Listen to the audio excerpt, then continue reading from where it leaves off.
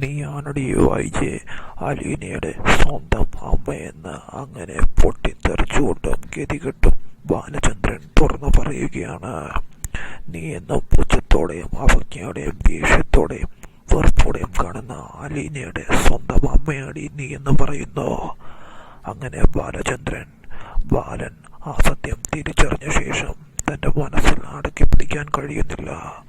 അലീനയുടെ അമ്മയാണ് വൈജയന്തി എന്നറിയുന്നതോടുകൂടി എന്തായാലും അധികം വൈകാതെ ബാലനിലൂടെ തന്നെ ആ സത്യം വൈജയന്തി തിരിച്ചറിയുകയാണ് ചെയ്യുന്നത്.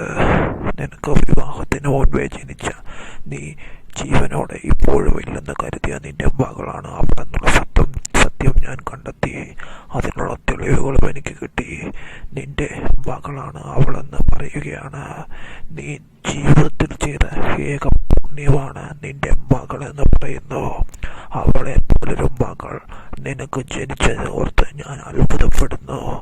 കാരണം അവളൊരു പുണ്യമാണ്, നല്ലവളാണ്.